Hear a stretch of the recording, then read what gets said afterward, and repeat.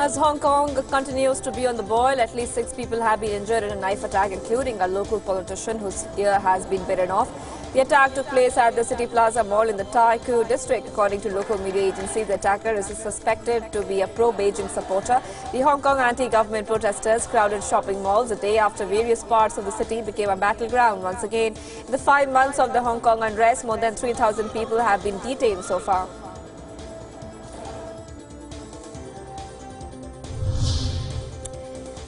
Thousands of people took part in a rally in central Bucharest, protesting against deforestation in Romania. People dressed in animal costumes and held banners that condemned the illegal logging of trees. Romania cuts down its 18 million cubic meters of wood every year, while another 20 million is illegally taken out of the forest. Protesters are also demanding more protection from Romanian rangers after 2 of them were killed in the last 2 months while trying to protect the forest from illegal logging.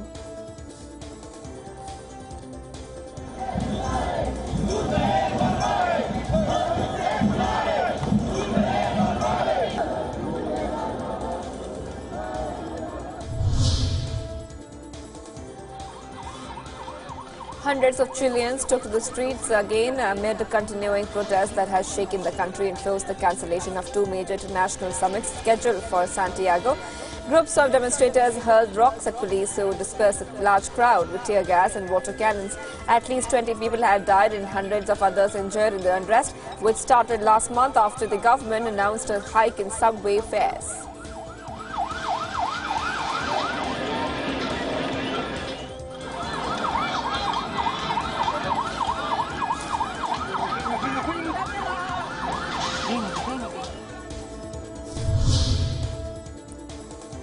More than 100 artists performed Mozart's Requiem for victims of the violent social unrest that has shaken Chile over the past 2 weeks. The social upheaval continued with artistic shows and street interventions that called for maintaining the struggle for a less unequal society. After the start of the crisis, a concern about the violation of the rights of protesters has become one of the outstanding issues.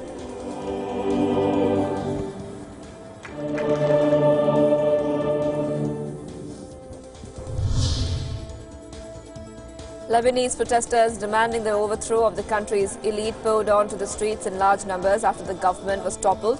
The protesters also denied support to President WION and staged a big rally against him. The government these protesters also flooded streets across the country from Beirut to Tripoli, rejecting Michel Aoun's attempt to position himself as the guarantor of the protest movement and its anti-corruption drive. The protests currently are underway in Lebanon are being said to be the biggest so far.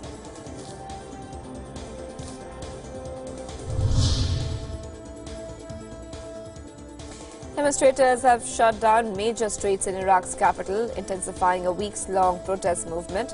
The protesters have been calling for an overhaul of the political system and growing anger over poor governance and lack of economic opportunity. Since 1st of October, tens of thousands of people have been taking part in 2 waves of protest to demand more jobs, an end to corruption and better services. More than 250 people have been killed in clashes with security forces.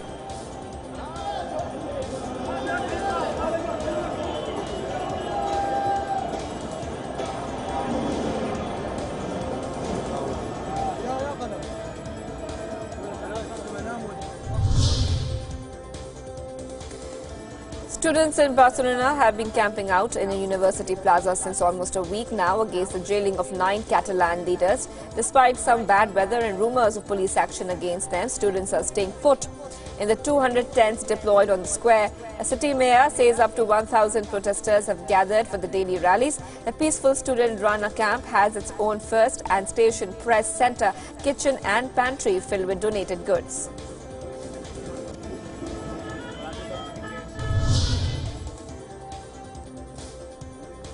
The political storm raised by Maulana Fazlur Rahman does not seem likely to subside quite so easily. The crowds are swelling and the cry of Go Imran is getting louder since the Azadi March started off from Karachi on 27th October. The opposition leaders delivered fiery speeches against the PTI government. giving Prime Minister Imran Khan a two-day ultimatum to resign, which ended on Sunday. Meanwhile, PMLN President Shehbaz Sharif has called an important meeting of the party today in which the ongoing political situation of the country will be discussed.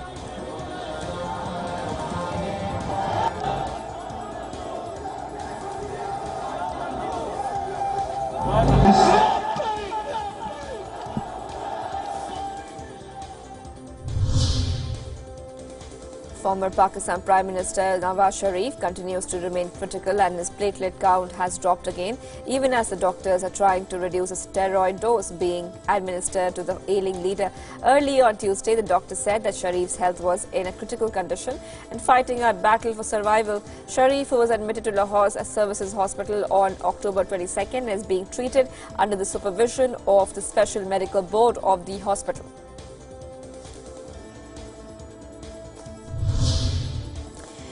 India's national capital is grabbing international headlines for its air quality, but a smog of complacency has pervaded the Indian authorities over the silent public health emergency. For the first time this season, the air quality index docked as high as 625. The AQI is considered to be hazardous if it's found anywhere above 300. This means that an average Indian is more likely to die due to air pollution than other risks.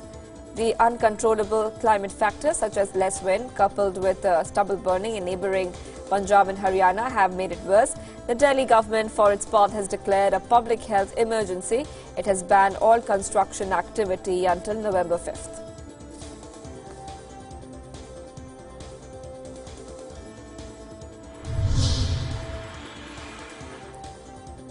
El Salvador ordered Venezuela's diplomats to leave the country in a challenge to their president Nicolas Maduro, prompting his government to respond by expelling Salvadorian envoys in Caracas.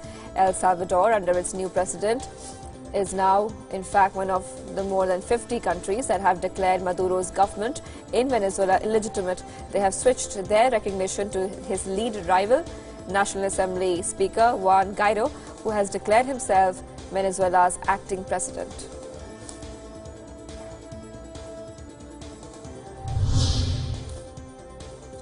Brazilian land defender was killed and a second injured in an ambush by loggers in the Amazon rainforest. Indigenous leader Paulo Paulino and his partner were members of the Guardians of the Forest, a group who attempts to protect their land from illegal logging. And two men have left their village on Friday night to look for water when the attack occurred. Justice Minister Sergio Moro tweeted that the police will be investigating the murder, which took place roughly 500 kilometers from state capital São Luís.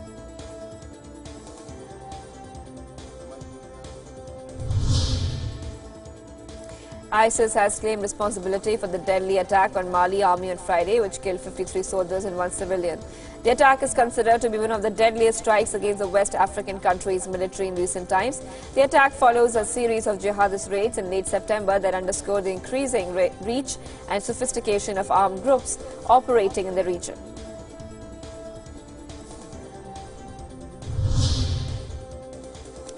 After oil mysteriously washed ashore on some 2,100 kilometers of Brazil's coastline. Bolivia's opposition called for a new election in the country amidst recent unrest over a disputed vote that gave incumbent President Evo Morales the green light for a fourth term in office. Morales' main rival, Carlos Mesa, called for a new vote and for the country's electoral board to resign, citing a lack of impartiality. Morales has said that he has been in power for nearly 14 years and won the October 20th election by just more than 10-point margin needed for outright victory. But his win was mired in controversy after the vote count was halted for a day when the vote was seemingly headed for a runoff.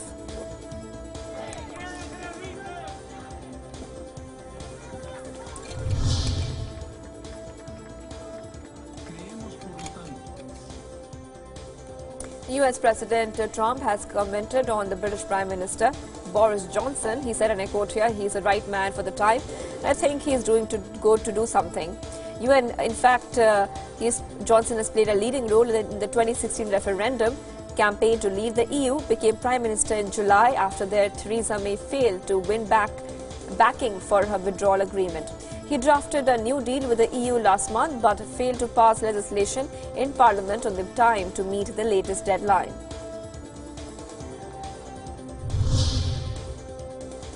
Regional and world leaders attending ASEAN greeted their host, the Prime Minister Prayut Chan-o-cha and wife at a gala dinner near Bangkok. ASEAN members are given the chance to relax before the serious business of state continues with the Chinese Premier, Japanese Prime Minister and the South Korean President as well.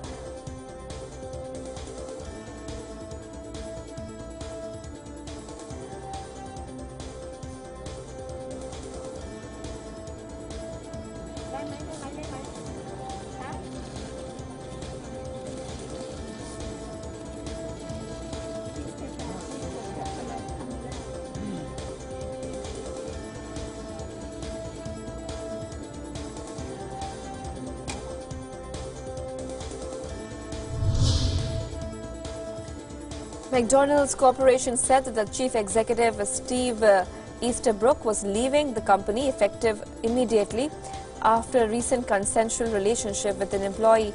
The company said in a statement the board had determined that Easterbrook violated company policy and demonstrated poor judgment involving a recent consensual relationship with an employee. It added that Chris Kempczynski, most recently president of McDonald's USA, was replacing him as CEO.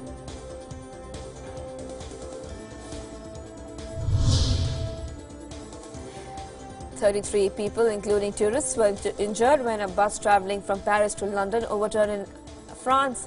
A photograph from the scene shows the Flex bus on its side with debris strewn at the scene. According to a police statement, 4 people were seriously injured in the accident. The injured are reported to be from 8 nationalities and have been taken to local hospitals for treatment.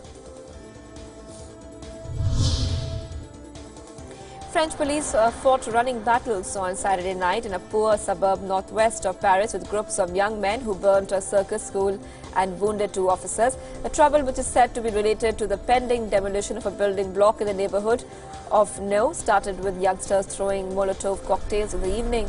In the foray, the troublemakers burnt a circus tent where children were deprived backgrounds were being trained in the circus arts. 2 suspects have been arrested.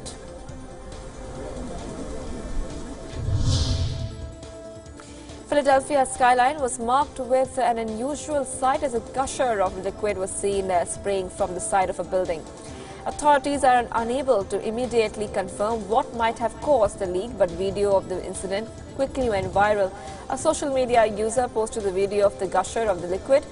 A shot from the street below shows cars and sidewalks drenched.